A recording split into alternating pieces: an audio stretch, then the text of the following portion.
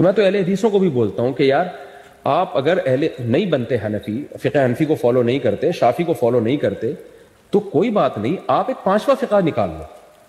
آپ قرآن و سنت سے مسائل نکال کے نا، جیسے فقہ حنفی میں آپ کو ملے گا کتاب الطہارہ، کتاب الوضو سے لے کر سارے حکام کتاب الحدود تک، تو آپ بھی ایک ایسی کتاب لکھو. ہم جہاں چار کو برحق سمجھتے ہیں، ہم پانچویں کے بھی صحیح ہونے کا ہم کہتے ہیں بھائی چلو ادھر نہیں. سب سے پہلی بات تو یہ ہے کہ یہ ہمارے جو مقلد بھائی ہیں یہ بار بار چار مذاہب کیوں بولتے ہیں؟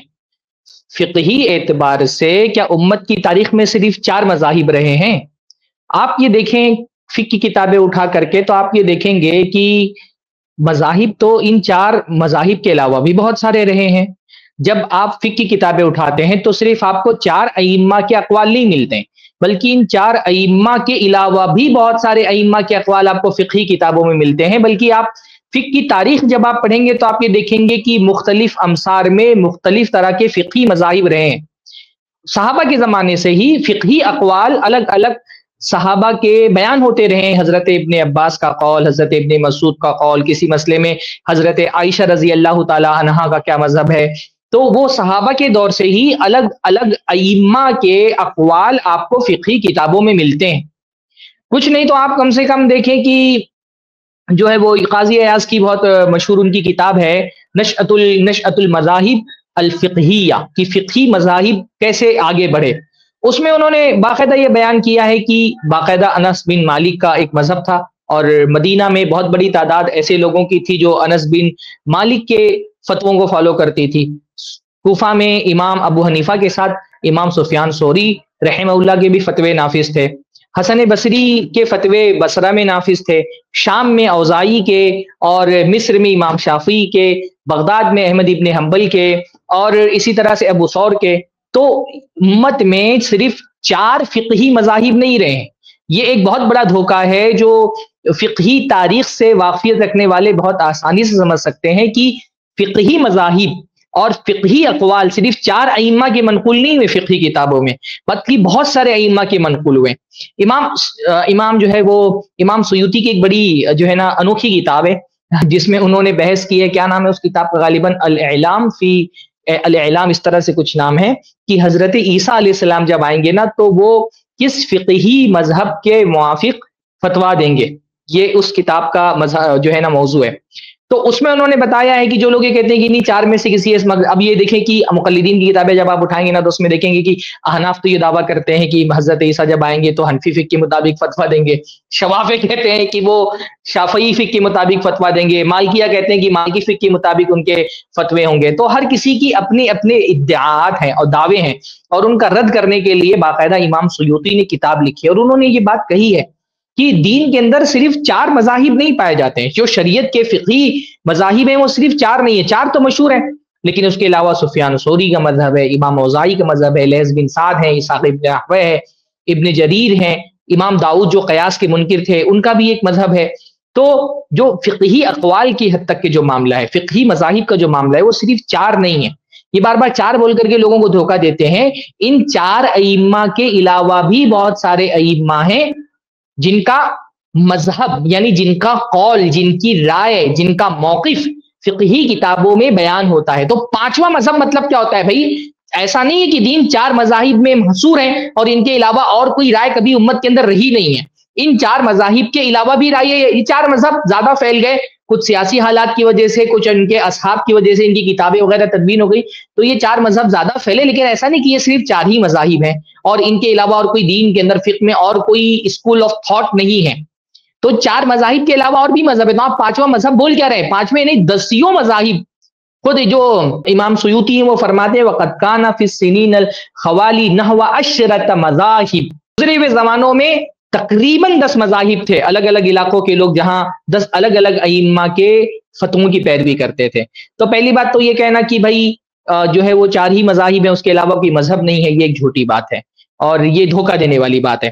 دوسری بات یہ ہے کہ اہل حدیث پانچواں مذہب کیوں بنائیں گے جبکہ اہل حدیث کسی مذہب سے استفادہ سے تو منع نہیں کرتے، لیکن مذہب کی تقلید سے منع کرتے ہیں.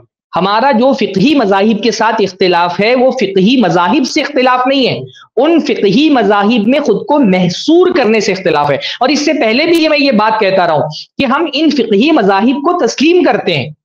یہ جو کہہ رہے ہیں آپ فقہ حنفی کو کیوں نہیں فالو کرتے ہیں فالو بھائی. ہم نے ابھی پچھلی مرتبہ بتایا کہ بہت سارے مسائل میں جہاں دلیل کے اعتبار سے فقہ حنفی کا قول راجح ہوتا ہے، فقہ حنفی کو فالو کرتے ہیں. آپ ہم پر یہ الزام لگا دیں کہ ہم فقہ حنفی کو فالو نہیں کرتے، ہم فالو کرتے ہیں فقہ حنفی کو، لیکن کس بنیاد پر؟ تقلید کی بنیاد پر نہیں، تحقیق کی بنیاد پر. ہم فقہ شافعی کو بھی فالو کرتے ہیں، کس بنیاد پر؟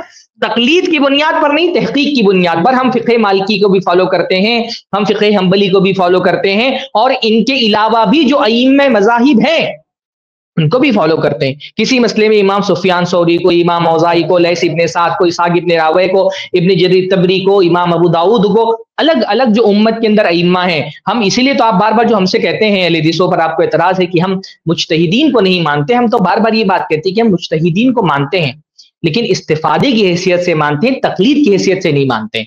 تو ہم کیوں اپنا یہ سارے مذاہب ہمارے ہیں، آپ ہم سے یہ کیوں چاہتے ہیں ہم کوئی نیا مذہب ترتیب دیں، اور نیا مذہب ترتیب دے کر کے اور ہم جس چیز کے مخالف ہیں آپ چاہتے ہیں کہ وہی کام ہم خود بھی کریں، کہ ایک ایسا متعین مذہب کا دائرہ بنا دیا جائے جس دائرے سے باہر نکلنا جائز نہ ہو. ہم اسی کی تو مخالفت کرتے ہیں کہ ان فقہی اسکول آف تھاٹس اور مذاہب کو استفادے کے لیے ان کی کتابوں کو پڑھا جائے، ان ائمہ سے استفادہ کیا جائے، لیکن اس استفادے کو تقلید کے نہیں تحقیق کے دائرے میں رکھا جائے. ان مذاہب سے فائدہ اٹھایا جائے ان کی دلیلوں کی بنیاد پر.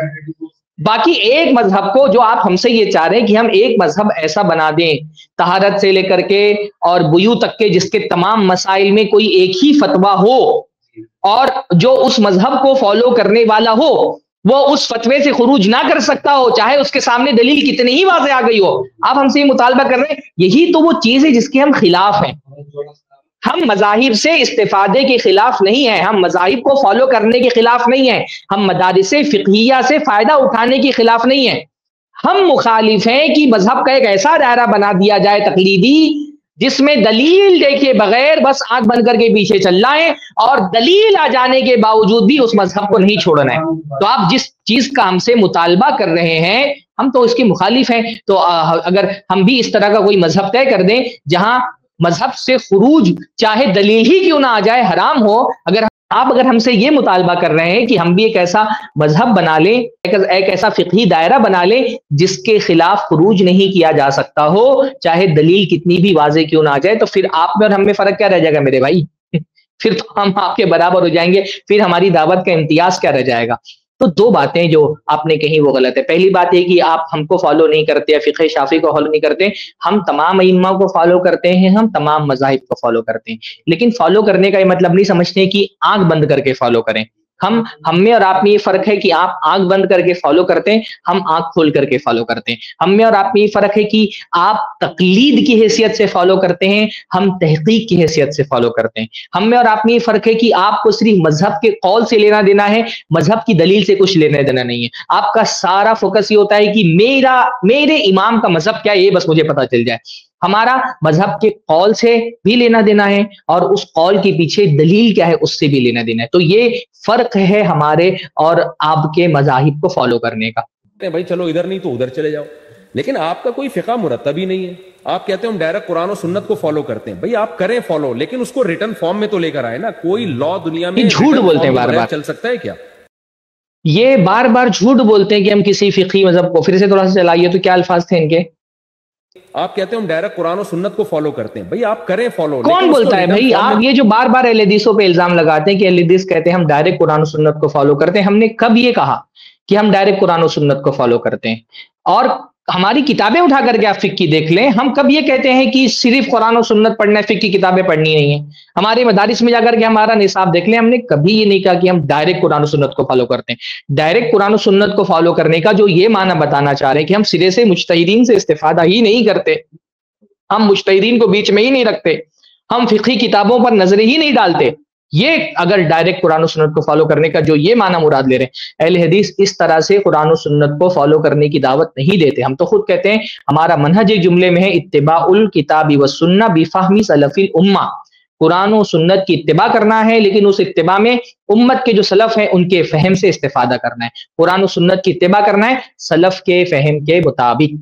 کرتے ہیں بھائی آپ کریں فالو، لیکن اس کو ریٹن فارم میں تو لے کر آئے نا. کوئی لا دنیا میں ریٹن فارم کے بغیر چل سکتا ہے کیا؟ یہ لوگ کہتے ہیں صحابہ کیسے چلتے تھے، بھائی صحابہ کے دور میں تو حدیث بھی ریٹن فارم میں بار بار وہی بات میں جو آپ کو اس سے پہلے بھی میں نے بتائی کہ یہ ہماری ہی فقہ ہے جو ریٹن فارم میں لکھی ہوئی ہے. یہ شافعی، یہ حنبلی، یہ مالکی، ایون جو فقہ حنفی ہے، بلکہ ان کے علاوہ بھی جن ائمہ کے اقوال آپ کو فقہ کی کتابوں میں ملتے ہیں، ایون جو حدیثیں ہیں ہمارے لیے وہ بھی ایک فقہ ہے، فقہ الحدیث ہے ہمارے لیے صحیح بخاری بھی ایک فقہ کی کتاب ہے، ہمارے لیے صحیح مسلم بھی ایک فقہ کی کتاب ہے، ہمارے لیے سنن ترمذی بھی فقہ کی کتاب ہے، سنن نسائی، یہ سب ہماری فقہ ہے اور یہ سب ریٹن فارم میں ہے. یہ سب ہمارا فقہی سرمایہ ہے جس سے ہم استفادہ کرتے ہیں. یہ سب ریٹن فارم میں موجود ہے پہلے سے. آپ الگ سے کیوں چاہتے ہیں کہ ہم کچھ، یہ اصل میں جو کہہ رہے ہیں نا کہ ریٹن فارم میں لے کر کے آئے، تو ان کا مطلب یہ ہے کہ یہ ان کی طرح جیسے حنفی تقلید کرتے ہیں، اپنے مفتہ بھی اقوال ان کے یہاں پر متعین ہیں، ہم بھی کچھ مخصوص مسائل ایسے لکھ دیں جس کا انکار کرنے کی گنجائش اس کی تقلید کرنے والے کے لیے نہ بچے. تو ہم تو تقلید کے خلاف ہے نا. تو جو آپ ہم سے مطالبہ کر رہے ہیں اصل میں ہم اسی کی مخالفت کرتے ہیں کہ ان مذاہب سے استفادہ تو کرنا ہے، لیکن ان مذاہب کو ایسے لکھ دینا کہ اس کا یہ متعین مذہب ہے اور اس مذہب کے خلاف جانے کی اجازت اس فقہ کی تقلید کرنے والے کو نہیں ہوگی. تو ہم تو اس کے خلاف ہیں. یہی تو ہماری دعوت ہے کہ یہ قرآن اللہ تعالیٰ نے ہم پر صرف اللہ اور اس کے رسول کی اطاعت واجب کی ہے. اللہ اور اس کے رسول کے علاوہ کسی امام کی یا کسی خاص فقہی مذہب فکر کی، کسی خاص مکتبہ فکر کی، کسی خاص فقہ کی اطاعت اور تقلید اللہ تعالیٰ نے ہم پر واجب نہیں کی ہے. تو یہ مذاہب اپنی جگہ پر مدون ہیں، ائمہ کی فتاوے موجود ہیں، ان فتاووں کو دیکھا جائے گا، ان کی دلیلوں کا سے استفادہ کیا جائے گا، لیکن یہ درجہ کسی کو نہیں دیا جائے گا کہ اس مذہب سے خروج نہیں کیا جا سکتا ہے. یہ درجہ کہ اس امام سے اختلاف نہیں کیا جا سکتا، یہ دنیا میں صرف ایک شخصیت کو حاصل ہے، اور وہ شخصیت ہے پیارے نبی محمد رسول اللہ صلی اللہ علیہ وسلم کی شخصیت. اس کے علاوہ کسی شخصیت کو امت میں یہ درجہ نہیں حاصل ہے کہ اس سے اختلاف نہیں کیا جا سکتا. تو ریٹرن فارم میں جو آپ لکھنے کا اور مطالبہ کر رہے ہیں ہم سے کہ ہم ریٹرن فارم میں کچھ لکھ کر کے ایسا ایک مذہب مدون کر کے دے دیں جس کی مخالفت جائز نہ ہو، تو یہ سارے ہمارے فقہی جو ہمارا سارا فقہی سرمایہ ہے وہ سب اہل حدیث کا سرمایہ ہے. اہل حدیث اس کو اپنا فقہی سرمایہ سمجھتے ہیں، اپنا علمی سرمایہ سمجھتے ہیں، اور ان سب اس پورے فقہی سرمایہ سے ہم استفادہ کرتے ہیں الحمدللہ. بلکہ آپ میں اور ہم میں یہ فرق ہے کہ آپ نے اپنا جو فقہی استفادے کا دائرہ ہے وہ صرف اپنے مذہب کے ائمہ میں محدود کر کے رکھا ہوا ہے، کہ آپ دیکھیں گے بھی تو صرف امام ابو حنیفہ اور ان کے مسلک کو ماننے والے چند علماء اور چند ائمہ کے درمیان ہی اپنا کوئی موقف تلاش کریں گے، اور ہم اس کے پابند اپنے آپ کو نہیں بناتے. جیسے آپ نے اپنے آپ کو ایک مذہب کے دائرے میں بند کر کے رکھا ہے، ہم نے اس طرح سے اپنے آپ کو ایک مذہب کے دائرے میں بند نہیں کیا ہے، بلکہ ہم نے اپنی استفادہ کا دائرہ بڑھایا ہوا ہے. ہم تمام ہی مسالک سے، تمام ہی مذاہب سے استفادہ کرتے ہیں، اور اس استفادے میں ہماری اصل نظر اس پر ہوتی ہے کہ دلیل کس کی زیادہ قوی ہے. اس کلپ کی فل ویڈیو دیکھنے کے لیے ہمارے چینل پر ضرور آئیں. آئی پلس ٹی وی نے ایک نیا یوٹیوب چینل شروع کیا ہے جس کا نام ہے آئی پلس ٹی وی اختلاف کا حل. اس چینل پر صرف اختلافی مسائل پر ویڈیوز آئے گی، لیکن دلائل کے ساتھ اور بھائی چارگی کے ساتھ. آپ کو میں دعوت دیتا ہوں کہ آپ بھی ہمارے اس چینل کو سبسکرائب کریں، ہماری ویڈیوز کو شیئر کریں اور نوٹیفیکیشن آئیکن کو آل سلیکٹ کریں تاکہ آپ کو ہماری ویڈیوز کا نوٹیفیکیشن مل سکے. جزاک اللہ خیر، والسلام علیکم ورحمۃ اللہ.